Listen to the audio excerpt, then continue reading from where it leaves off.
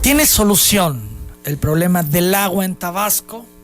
Es un asunto que requiere mucho dinero, pero ¿es solo dinero el tema? Arquitecto Armando Padilla. No es solo dinero. Y en el caso del agua y de manera correspondiente el saneamiento del agua, que va acompañado del suministro, siempre va a haber mínimos márgenes de necesidad.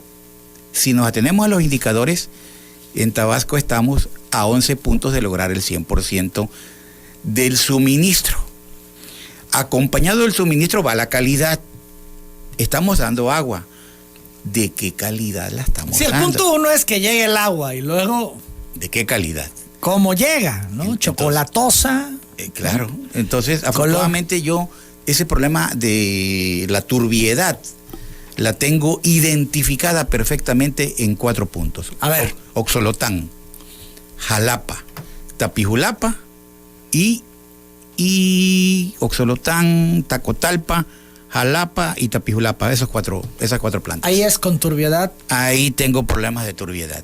Permanente, en los demás lugares no. Turbiedad cuando llueve y el río trae arrastres de muchos sedimentos y tenemos que parar las plantas por turbiedad, pero en ningún otro lugar tengo yo problemas de turbiedad. Tenemos 19 plantas y de las 19 plantas en 4 hay turbiedad. Entonces, y afortunadamente en localidades pequeñas. A diferencia de lo que pasa en el municipio de Centro. A diferencia de lo que pasa en el municipio de Centro. Que aquí la turbiedad es en todas. Terrible. Aquí, salvo el Carrizal. ¿Carrizal? No, pero aquí el problema es muy fuerte porque los niveles de turbiedad no le permiten trabajar a una planta de un modo eficiente. Imagínate, se llenan de lodo muy rápido. Y entonces estar quitándole los lodos a las plantas representa, obviamente, aunque se hace a través de filtros y sedimentadores y floculadores, bueno, representa también gasto. ¿Por qué? Porque hay que meterles químicos para que flocule el agua, suba el lodo y saquemos el lodo. Y a veces no es suficiente. Y a veces no, y además y por eso caro. tienen que parar las plantas en ocasiones. No es suficiente y además es caro. Entonces, ahora, nos decía, arquitecto, no solamente es dinero, entonces, ¿qué es? Es un asunto también, en el caso de Tabasco, de cumplimiento. Tengo un dato duro, Emmanuel, por cierto, te traigo el documento que tengo a la vista. A ver, sí. Te traigo un dato, Emmanuel, que de 108,000 usuarios que tengo registrados en el CEAS, de manera constante, solamente 2,900, 3,000 en números redondos pagan. Y te tengo otro dato, tiene que ver también con el pago de lo que cuesta realmente el agua. Ok, por un lado yo reconozco que hay insuficiencia, por un lado yo reconozco que hay deficiencias, que hay el dato que te di hace un momento del mango, es elocuente, trabajando al 60%. Pero por otro lado también se fue abandonando en Tabasco se fueron abandonando los sistemas de agua. Y empezó a generarse algo que no habíamos visto, la cultura del no pago. Y frente a la cultura del no pago, la cultura del no cobro. Es decir, déjame decirte que hay empresas muy fuertes que le debían dinero hace 6 u 8 años al CEAS. La última, no cito su nombre porque no se trata de desacreditar a nadie, pero tengo los datos, tengo los recibos, 800,000 pesos de agua. Empresas que ni te imaginas, Supermercados. No, pues para esos montos, imagínate, 800,000 pesos, bueno. Imagínate, ¿no? Y entonces, claro, ese desafío de cobrar también el agua, lo asumí desde que llegamos a la institución. Que iba a generar, lógicamente, respuestas. Respuestas sin conformidad con quien las debe, que es absurdo porque tendría que haberla pagado en su momento. Así es. Y entonces, claro, se abandonó hasta el cobro de lo inimaginable, Y entonces yo encuentro en el organismo una recaudación de 34 millones de pesos y operamos con 688. O sea, es inviable financieramente. Y entonces me comprometo con el gobernador de que vamos a levantar la recaudación.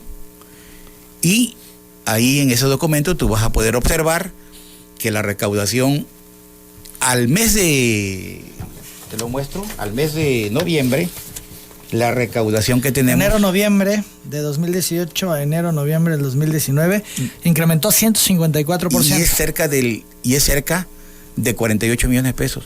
Nunca se había recaudado en SEAS este dinero. Nunca. De 30.973.000 a 47 millones. Ve los datos de los años donde mejor recaudación hubo. Los años donde mejor recaudación existió en el organismo. Es decir, vale la pena confrontar esto porque yo tenía que tener los antecedentes para poder asumir una meta donde pudiéramos cumplir con pues, las necesidades financieras del organismo. Claro. Y entonces, lógicamente, tú encuentras ahí que al mes de noviembre ya nosotros rebasamos con mucho los 34 millones de pesos que se cobró el año pasado. Ahora, eso es en cuanto a las empresas, pero en cuanto a los ciudadanos, en cuanto a los que tendrían que pagar el agua de su casa, ¿cómo va el tema? También vamos avanzando poco a poco, porque también hemos focalizado el asunto, hay que tener estrategia. Es decir, hay gentes que obviamente no pagan su agua y asumen y por sus propias necesidades y condiciones socioeconómicas, pero yo aquí te traigo un comparativo de lo que análogamente sí pagan. Entonces, ¿cuál fue la estrategia, Emmanuel? A ver, vamos a focalizar la recaudación en fraccionamientos. La cantidad de fraccionamientos que tenemos en SEAS, en los 13 municipios que nosotros operamos, es donde está dirigido el esfuerzo. Pero además déjame decirte otra parte que no se cuidó y que nosotros tenemos que cuidar, pues obviamente, porque ni siquiera vine a revisar el pasado, no puedo perder mi tiempo yo en eso. Pomoca, ese conjunto habitacional. Todo un tema, con problemas serios de agua. Ok, Pomoca. ¿Quién me muestra fotos? ¿Esto es Pomoca? Sí, claro, ese es Pomoca. Es la planta del mango. Del mango, Cajuca, sí. Del mango, exacto, que le sirve a Pomoca. Y va acompañado de esa parte.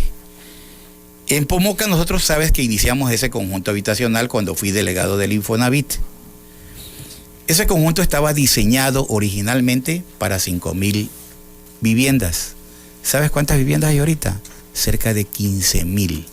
Ahí viven más de 70,000 personas. Y la infraestructura no era suficiente. Y la infraestructura diseñada originalmente para satisfacer ese conjunto habitacional de 5,000 viviendas se triplicó y no se cuidó un tema. ¿Quién debió cuidarlo?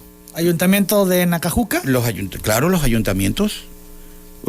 Esto es, conceden que se amplíe cuando no se tenía la capacidad de poder abastecer de agua. ¿Es eso? Autorizan las construcciones y no se cuida que las viviendas o los edificios tengan cisternas. Ese es un problema. Ese es un problema fundamental. Por el tema de presión. Porque hay edificios, por ejemplo en Pomoca, de 4 o 5 pisos, donde yo traigo las evidencias. El domingo estuve ahí. Suben con mangueritas hasta el 5.º piso el agua. O sea, claro, se ve malísimo eso porque no hubo... Debe haber habido una cisterna y con una bomba alimentar a los tanques en el último piso. Por supuesto, ¿no? Entonces hubo ahí una complacencia de la autoridad para autorizar estas construcciones sin que tuviese estos requerimientos. No hubo complacencia, lo que hubo fue displicencia. ¿Qué quiere decir esto? Quiere decir que construyan y ya. O sea, no hay problema porque son gente responsable, déjame decirte. Ese conjunto fue primer lugar nacional. La primera etapa de Pomoca fue cuando dejé el Infonavit en el 2006. Y la primera etapa fue primer lugar nacional en calidad en la vivienda económica. Así me fui del Infonavit, con Pomoca en primer lugar. Y hoy Pomoca está desbordado. No se procuraron en las direcciones de obras públicas, no en el presidente municipal, en las direcciones de obras públicas, que los conjuntos habitacionales tuvieran sus buenos cuadros de medición no entregan medidores, sus buenas cisternas y obviamente sus tinacos. Hay viviendas hasta sin tinacos.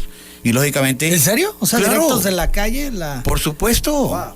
Por supuesto. Entonces, la queja viene ¿contra quién? Contra el organismo operador. ¿Por qué? Porque piensan que nosotros tenemos que subirles el agua hasta sus azoteas. ¿Y no debió el organismo operador verificar que se cumplieran con los requisitos elementales de construcción? ¿Debió de haberlo verificado? ¿Cuál crees que ha sido la instrucción que tengo dada en la dirección técnica de SEAS? Cada proyecto de conjunto habitacional que entre desde el 1 de enero del 2019 al SEAS no se autoriza si no se cuida, primero, la cisterna en cada casa y en cada edificio. Número 2, el tinaco, que parece cosa increíble. Y tercero, dado el tamaño del conjunto habitacional, revisar que sus plantas de tratamiento cumplan con la norma. Porque luego nos quieren entregar fraccionamientos donde obviamente no han cuidado ese tema y cada desarrollador tiene evidentemente derecho a solicitarnos el uso del agua y nosotros de dárselo. ¿Por qué? Porque tenemos que prever las necesidades de ampliación del servicio. No podemos negar un permiso para agua, obviamente si no revisamos las condiciones en las que estamos dando por los volúmenes en cada localidad donde nos solicitan el permiso.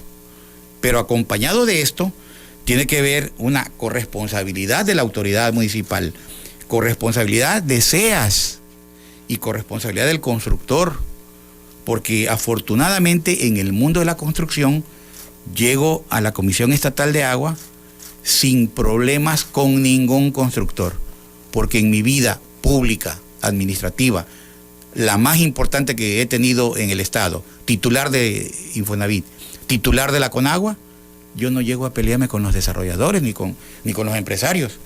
Llego a alentar la inversión responsable. Pero que cumplan, claro, con la norma, como debería de ser. En cada lugar que yo he estado, no hay uno solo que presuma que conmigo el negocio del diezmo pueda florecer. Y si no florece conmigo, no, menos en mi equipo de trabajo. Número 1.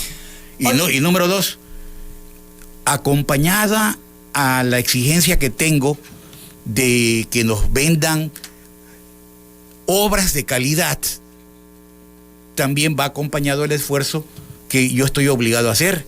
Déjame decirte que en SEAS, si hoy entra una estimación, mi compromiso con todos los empresarios que ahí acuden, que tienen contratada una obra con nosotros, si hoy entra la estimación, hoy sale.